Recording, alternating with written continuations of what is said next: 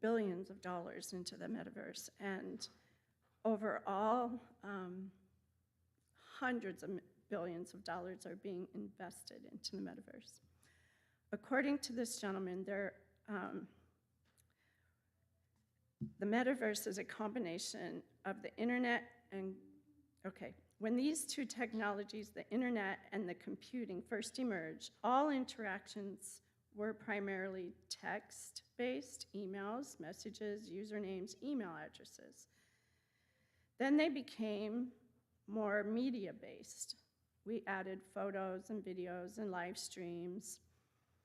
The next elevation of user interface and user experience is into 3D.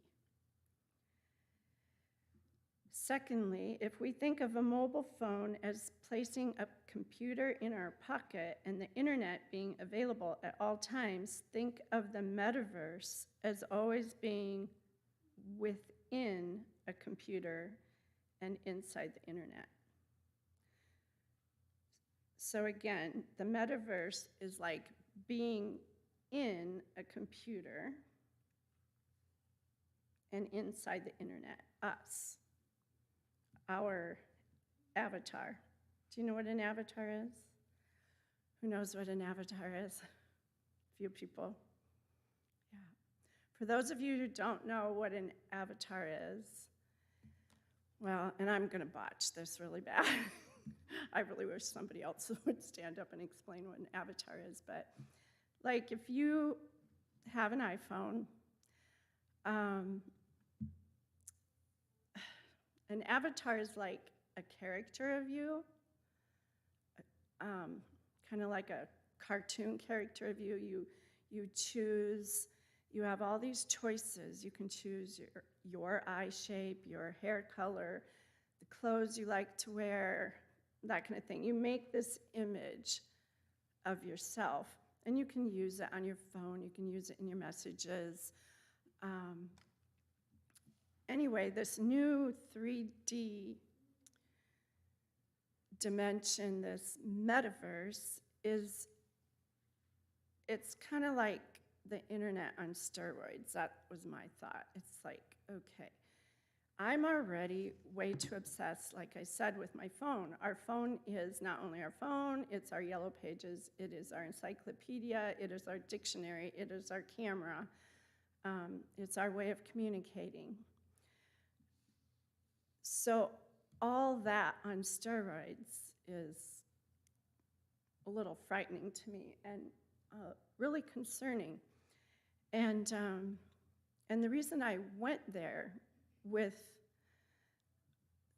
the point of my message today is that I'm already struggling with all these distractions, aren't we all, that are coming at us? And now the world is going in a whole nother direction where we will be able to project ourselves, I could be saying this wrong, into this, like we're in the computer. And they do it, I guess, I wish I could have gotten one of these, but a lot of times it's done, and maybe it'll be even more far out than these, I don't even know what to call them. What's that? Yeah, virtual reality things you can put on your face, and you can then see others can see, the others who are plugged into you will be able to see your avatar, your created image of yourself. And it's being really hyped up as the next best way to be socially interactive. And I am not slamming technology. I think, I did read some things where they can, like doctors can use this to practice surgery before they, do surgery. So there's always a good side to technology. But it saddens me to think that we are going in a direction where we are going to be, and I know in one way we are more socially active with people we don't see every day, because we can chat with them on Facebook or we can see what they are doing in their lives. But on the other hand, we are more disconnected with the people we are actually with. And I just see this as just another way that the devil is going to use to distract us from reality, the reality that Jesus is coming soon. And if we are constantly plugged in, and I see more people being way more plugged in with this, because, I mean, to the young people, this is going to seem pretty cool. You got these devices, and you can interact with each other, well, their avatars, and it's just very concerning to me because we live in a world with increasing rates of depression, increasing rates of suicide, and this is just another level of dehumanizing people, and we're already seeing what being always plugged into social media is doing to us.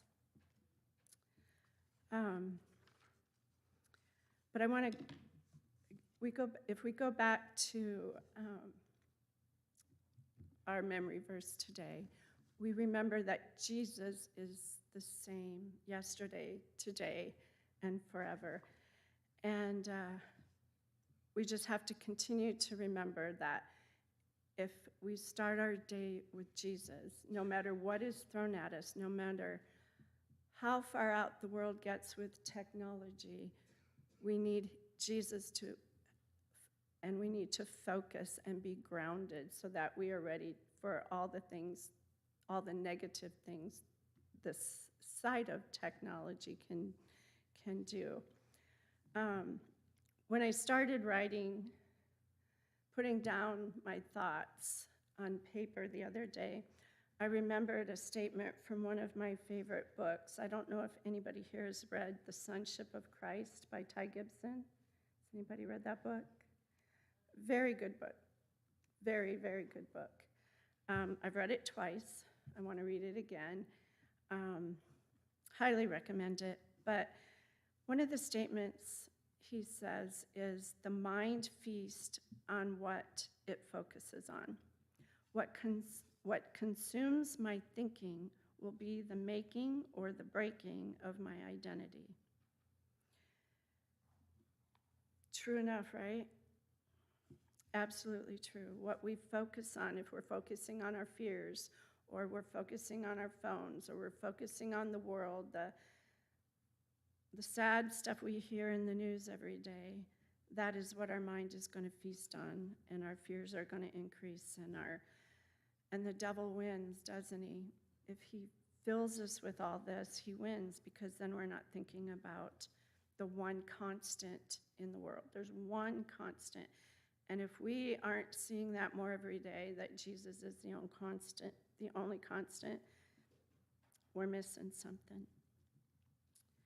When I don't focus on Christ and start every day with Jesus, I let the distractions in. The troubles of the world consume me. And like he said in the book, I am feasting on that fear. I have become addicted to a lot of the social media, like I said earlier. But when I put it down, how many, no, I'm not going to ask that. That's too personal. I was going to ask how many of us, the phone is the first thing we pick up. I have a lot of days like that. And part of the reason I chose this is because I like to speak from my personal experiences when I'm up here. And that is a struggle I have right now. Like, for instance, when I was going over my notes this morning at home, I was watching the time because we have to leave by 10 to get here on time, and I still had to get dressed, do my hair and all that. I just hit it to check the time because, like I said, it's our clock. Pick it up, swipe, I'm in Facebook. I don't want to do that anymore. I want to be more focused. When I'm focused, my day goes better and I can accomplish the things I need to do.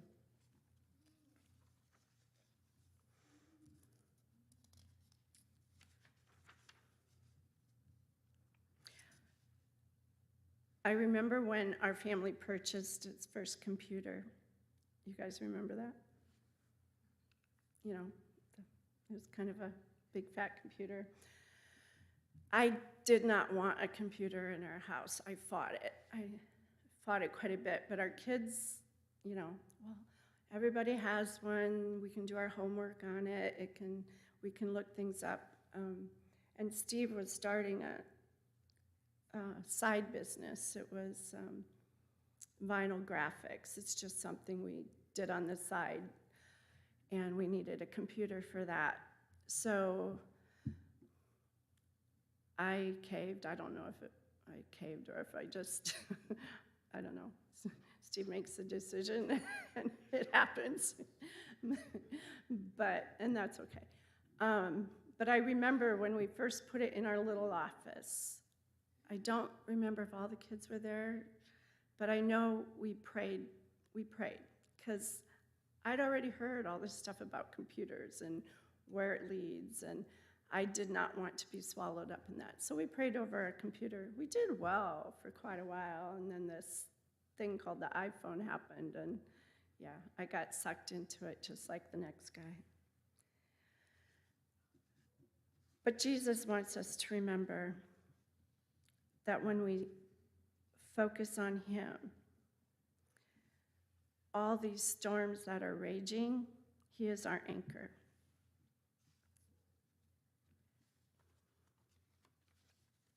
I'd like to turn to Psalms 20. Well, I was going to turn to Psalms 23, but I want to read instead a really neat translation of Psalms 23. It's called, "The Lord is my constant companion." The Lord is my constant companion. There is no need that he cannot fulfill.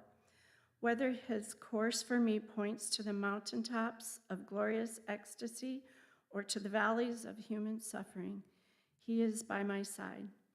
He is ever present with me. He is close behind me when I tread the dark streets of danger, and even when I flirt with death itself, he will not leave me. When the pain is severe, he is near to comfort. When the burden is heavy, he is there to lean upon. He touches me with eternal joy. When I feel empty and alone, he fills the aching vacuum with his power. My security is in his promise to be near me always, and in the knowledge of that, he will never let me go. I just liked that version of Psalms 23. And I would like to close there and just if anybody's fighting that distraction and that focus like I am, I would just want to encourage you to start every day with Jesus. Don't get distracted between your eyes opening and your knees hitting the floor. And Jesus will help us make the most of our days. And he's going to help us get through what's coming, because we know where we are. We know where we are. Technology is just one sign. The things that are going on in the world, the crime, the poverty, the famine, the wars are another sign. The devil wants us to be distracted. Let's not let him win. We will have our closing song now at this time.